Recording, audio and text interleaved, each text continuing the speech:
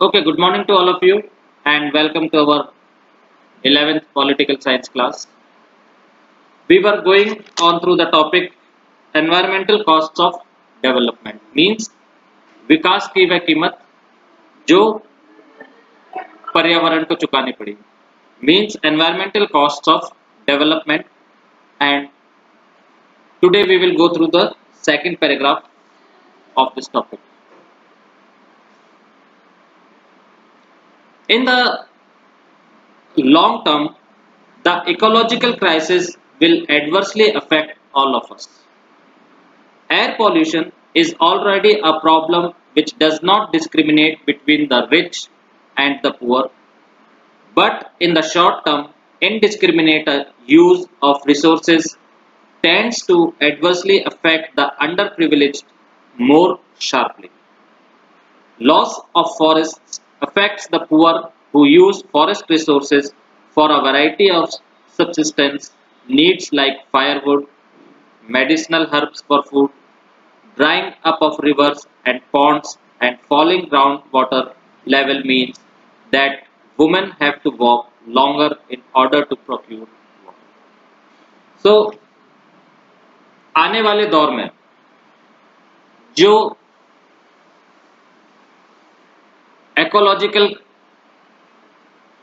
Crisis है, यानी कि क्राइसिस मीन्स संकट है, जो इकोलॉजिकल संकट है, ये जो इकोलॉजिकल बैलेंस है अपना, उसके ऊपर जो क्राइसिस आए हुए हैं, जो संकट उसके ऊपर आया है, उससे हम बुरी तरह प्रभावित होंगे और आने वाले टाइम के अंदर इससे अपन क्या है, बहुत बुरी तरह प्रभावित होंगे।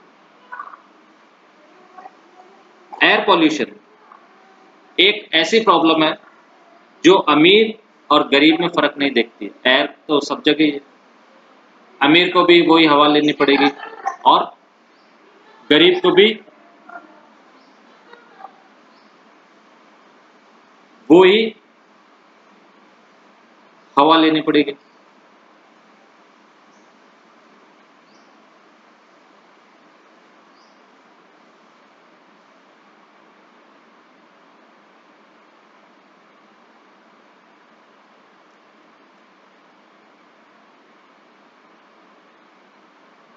So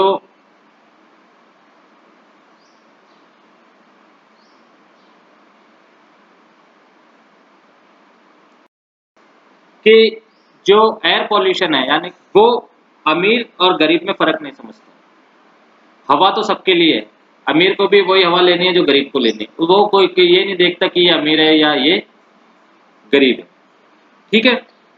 लेकिन रिसोर्सेस का जो उपयोग, यानी कि जो रिसोर्सेज का जो अपन बहुत ज्यादा उपयोग कर रहे हैं, ठीक है, वो क्या है, उससे क्या है, बहुत आने वाले समय के अंदर बहुत जबरदस्त और बहुत तीखा प्रभाव पड़ेगा।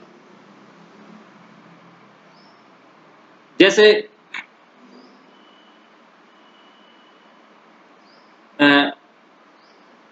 रिवर है या जड़ी बूटियां हैं या मेडिसिनल हर्ब्स हैं, वो जंगल के जो रिसोर्सेज है वो क्या होती जा रही है, खत्म होती जा रही है, और उसका असर किनके ऊपर पड़ रहा है, उन गरीब लोगों के ऊपर पड़ रहा है जंगल के खत्म होने से, जो गरीब लोग जंगल की रिसोर्सेज के ऊपर जीवित रहते थे, यानी कि जंगल से उनको खाने के लिए फल फ्रूट भी मिल जाते थे, जलाने के लिए लकड़ियां भी मिल जाती थी, और जंगल से जड़ी बूटियां भी मिल जाती थी या मेडिसिन वगैरह भी मिल जाती थी उनको। तो ये गरीब लोग क्या है, अब इनके पास क्या है, बेचारों के पास ये संसाधन जो थे, ये जो रिसोर्सेज थी, ये खत्म होती जा रही है, ठीक है। देन जो अपनी नदियां हैं, रिवर्स हैं, तालाब हैं, वो क्या होते जा रहे हैं, सूखते जा रहे हैं। आपको मालूम है कि क्या होता जा रहा है, वो सूखते जा रहे हैं। और जो अंडरग्राउंड वाटर लेवल है, जो जैसा आपने हैंडपंप देखे हैं, तो हैंडपंप का पानी कहां से आता है, जमीन के नीचे से आता है। तो जो अंडरग्राउंड वाटर लेवल है वो भी क्या होता जा रहा है, वो भी कम होता जा रहा है, जिसका मतलब है कि अगर आप आपने गांव में देखा होगा या गांव में रहते होंगे या जाते होंगे कि औरतें बहुत दूर दूर से पानी लेने जाती है।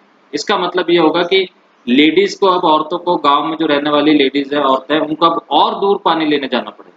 इसका मतलब ये होगा, यानी कि अब देखिए कि संकट कितना ज्यादा गहराएगा कि मान लीजिए अभी लेडीज जो है 5 किलोमीटर दूर तक पानी लेने जाती है पैदल चल के, घर में पानी भरने के लिए।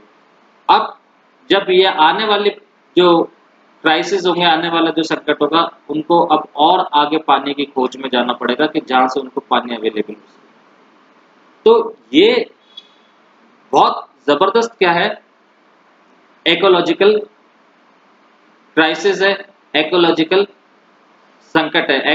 इकोलॉजिकल बैलेंस क्या होता है? इकोलॉजिकल बैलेंस मैंने आपको बताया था कि we all are dependent on each other, यानी कि अगर आपने फूड साइकिल पढ़ी है, फूड साइकिल आपने देखी होगी, थर्ड फोर्थ क्लास में थे कि एक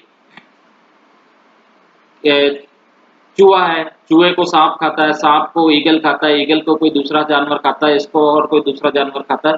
तो ये फूड साइकिल है, यानी कि अपन सब एक दूसरे के ऊपर डिपेंडेंट है। नेचर ने अपने को ऐसा चीज दिया है कि अपन सब एक दूसरे के ऊपर डिपेंडेंट है, और अगर अपन ने जरा सी भी छेड़छाड़ किसी के साथ की तो उसका भुगतान अपने को ही करना पड़ेगा, अपने को ही निपटना पड़ेगा। फॉर एग्जाम्पल, आने वाले समय में जो नॉन रिन्यूएबल रिसोर्सेज है, जैसे पेट्रोलियम है, नॉन रिन्यूएबल रिसोर्स, वो क्या होगा? खत्म हो जाएगा। तो आने वाली जेनरेशन को तो फिर संकट का सामना करना पड़ेगा, या अभी खत्म हो जाएगा। क्या करेंगे फिर? साइकिल पे चलो या वापस पैदल चलो। क्यों? क्योंकि पेट्रोलियम है नहीं, एक दिन में तो बनेगा नहीं। पेट्रोलियम बनने के अंदर मिलियंस ऑफ ईयर्स लगते हैं, एकदम से तो बनता ही नहीं। सिमिलरली पानी है, पानी के लिए सर आप बोलोगे पानी तो रिन्यूएबल रिसोर्सेज है। बिल्कुल, पानी रिन्यूएबल रिसोर्सेज है।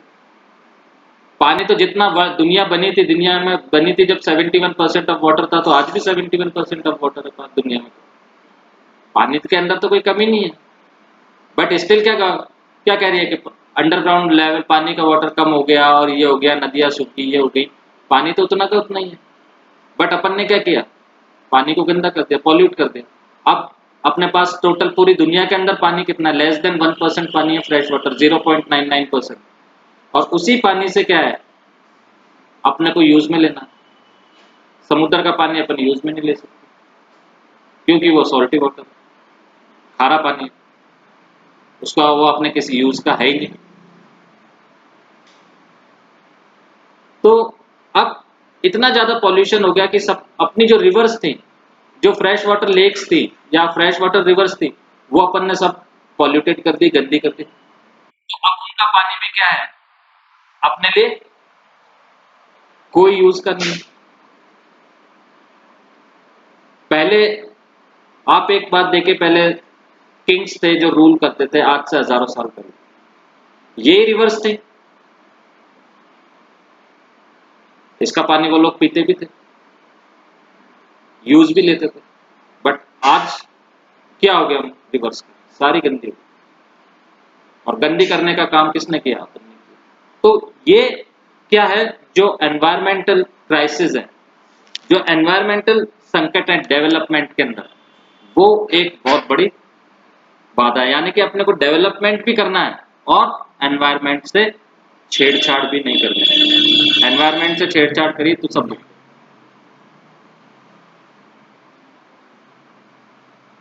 क्लियर हो गया ये paragraph? Any question? Divya, Tarun, Avantika, Jayanti, Ayush, clear हो गया? कुछ पूछना है आपको? Any question?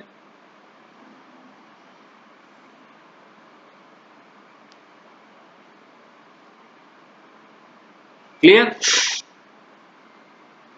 use chat option to say yes or no, or if you want to ask any question, type the question and ask me.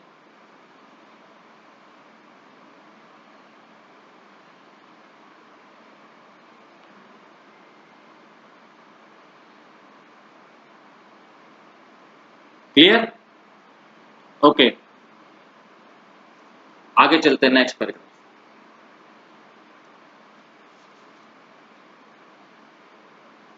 Okay.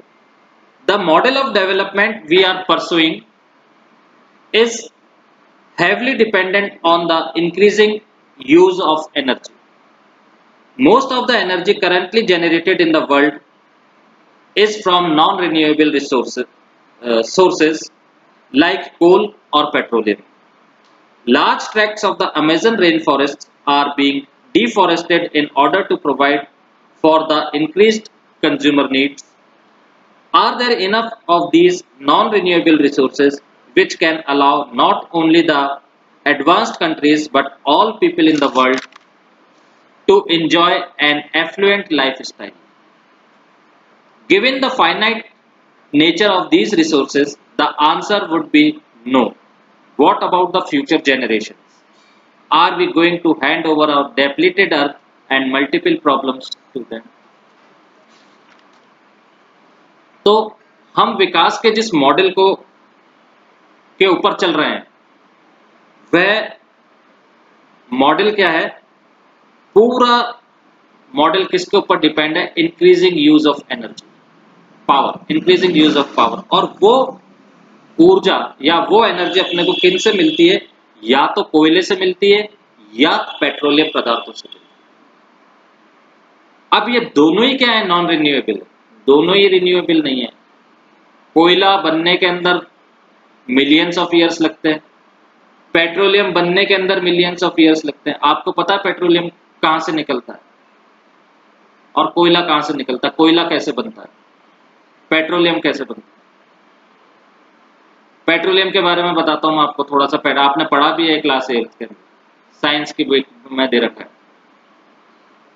Petroleum for example अगर जैसे सी से निकलता है, जैसे अपने बॉम्बे हाई है, मुंबई हाई है, जहां से पेट्रोल निकलता है समुद्र में से, तो एक्वेटिक एनिमल्स जो है यानी कि समुद्र में रहने वाले जो मच्छी और जो दूसरे जानवर हैं समुद्र में रहने वाले, वो जब मर जाते हैं और समुद्र के नीचे चट्टानों या पत्थरों के अंदर फंस जाते हैं,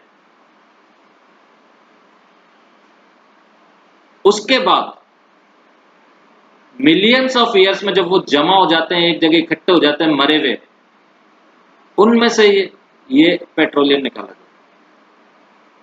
तो अब आप देख लीजिए कि पेट्रोलियम निकालने के अंदर या नेचुरल गैस निकालने के अंदर कितना वक्त, कितना मिलियंस ऑफ ईयर्स लगेंगे। ऐसा एक बार खत्म हो गया तो वापस ऐसा होना।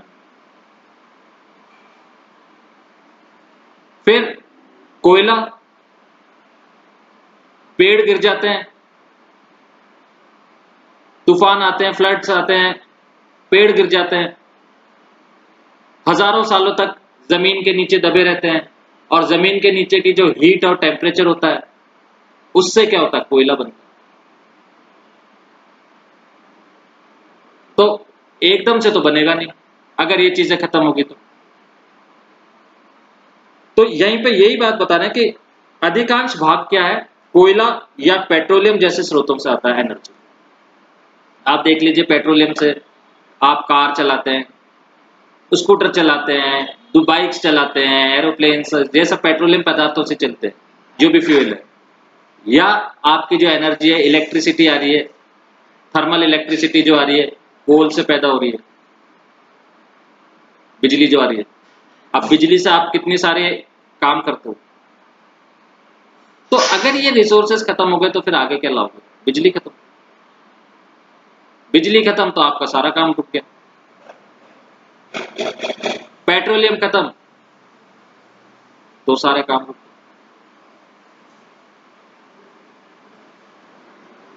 और इसीलिए आगे लिखा हुआ है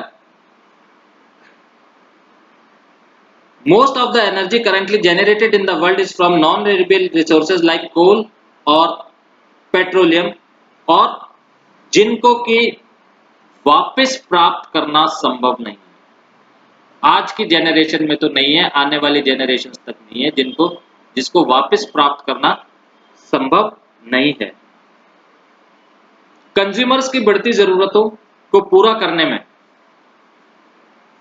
अमेज़न के जो बरसाती जंगल है यानी कि अमेज़न के जो रेन फॉरेस्ट है उनका विशाल भूभाग यानी कि उनका बहुत बड़ा एरिया क्या किया जा रहा है, उजड़ता जा रहा है, खत्म किया जा रहा है। क्यों? क्योंकि कंज्यूमर्स की डिमांड बढ़ती जा रही है। एग्रीकल्चर, अब एग्रीकल्चर करेंगे तो जंगल काटेंगे, जब भी उसके ऊपर खेती कर सकते। बिल्डिंग बनानी है तो जंगल काटेंगे, तभी बिल्डिंग बन सकती। तो अमेज़न का रिवर अमेज़न का जो आसपास का जो बहुत बड़ा रेन फॉरेस्ट है वो भी उजड़ता जा रहा है इस कारण। क्या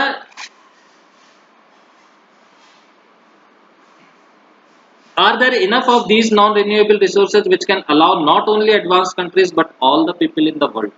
क्या इतनी सारी रिसोर्सेज हैं ये?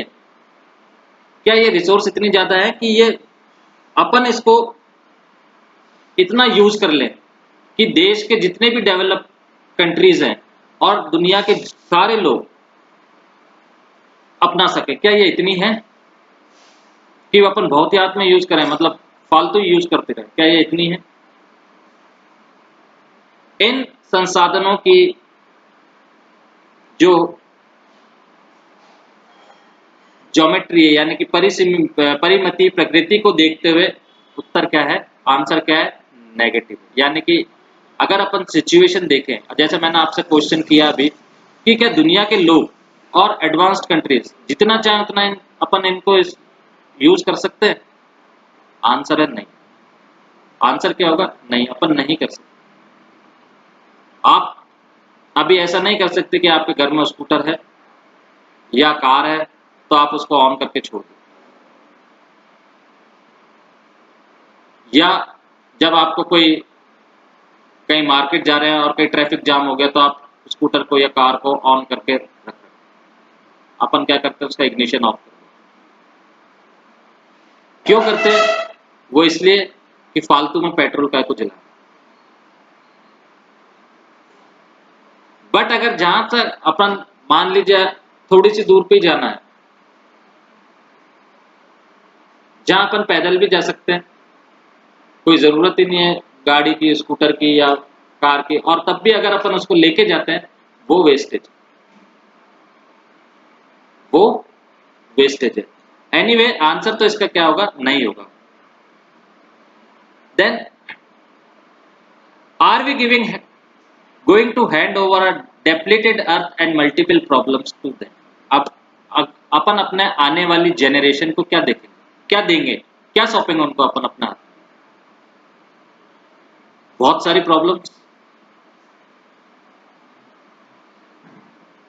और समस्याएं यही सौंपने जा रहे हैं। अगर अपन ने ये सारे काम कर दिए, ऐसे काम कर दिए अपन ने, सारा एनवायरनमेंट को अगर अपन नष्ट कर देते हैं, बिगाड़ देते हैं, तो अपनी आने वाली पीढ़ी, अपनी आने वाली जेनरेशन, जो अपनी जैसे मेरी आने वाली जेनरेशन है, तो उसमें तो मेरा ही खून रहेगा। मेरे में किसका है? मेरे फोर फादर्स का है। अब आप हैं, आप में किसका? आपके पेरेंट्स का। तो अगर आप आपके इससे सोचे कि भाई मेरी आने वाली जेनरेशन, मेरे जो ब्लड है, क्या मैं उसको इतनी सारी प्रॉब्लम्स दे करके जाऊंगा या जाऊंगी कि वो क्या करे क्या ना करे? ये एक बहुत बड़ा क्वेश्चन। और इसीलिए क्या है, एनवायरनमेंट जो है, डेवलपमेंट तो होना चाहिए, डेवलपमेंट के में कोई नुकसान नहीं है, हर चीज का डेवलपमेंट होना चाहिए, बट डेवलपमेंट इस तरह से होना चाहिए कि इकोलॉजिकल बैलेंस डिस्टर्ब नहीं होना चाहिए, एनवायरनमेंट डिस्टर्ब नहीं, नहीं तो उसके इफेक्ट्स पड़ने शुरू हो गए हैं और आगे आने वाली जेनरेशन के ऊपर बहुत ज्यादा फर्क पड़ेगा इसका। तो ये सारी चीजें अपने को देखनी है और सोचनी है और समझनी है। क्लियर?